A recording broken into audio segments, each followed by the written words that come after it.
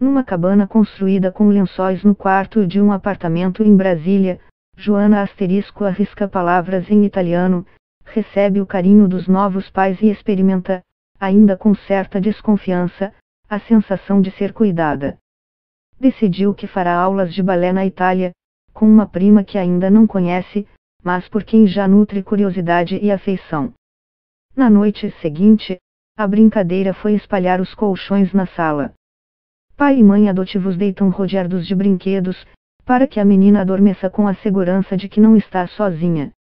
Enquanto isso, de volta ao abrigo, Pedro * recebe a mochila, as roupinhas e os brinquedos que tinha ganhado daqueles que quase se tornaram seus pais. Ouve em silêncio a notícia de que não vai ser mais adotado. Mas reage mal ao saber que a irmã vai seguir com o processo de adoção e morar longe. Vocês roubaram a minha irmã, chora.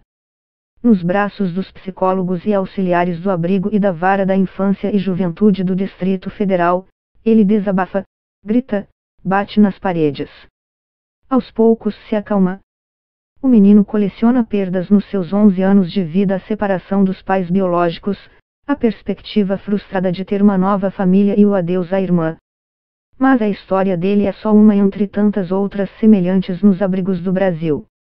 Por causa da esmagadora preferência de brasileiros por adotar bebês, crianças com mais idade têm dificuldade de encontrar uma família que as acolha.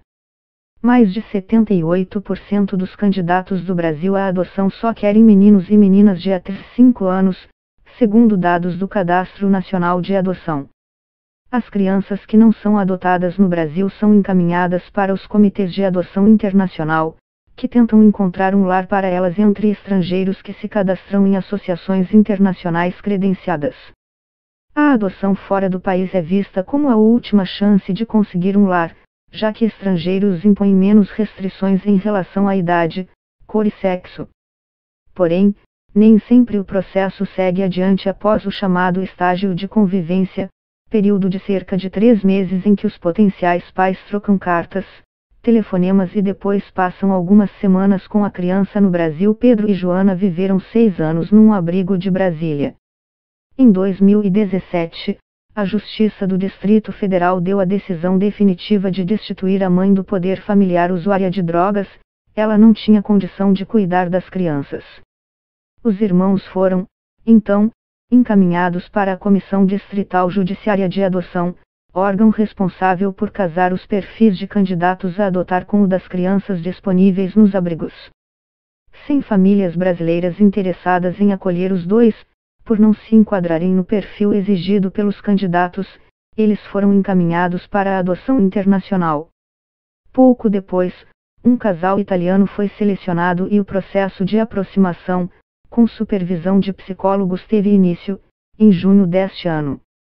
Empolgadas, as crianças começaram a fazer aulas de italiano com uma voluntária da Rede Solidária Anjos do Amanhã, órgão da Vara da Infância do DF que faz parcerias com o setor privado para oferecer cursos de idiomas, atendimento psicológico, estágios e outras oportunidades aos meninos e meninas dos abrigos.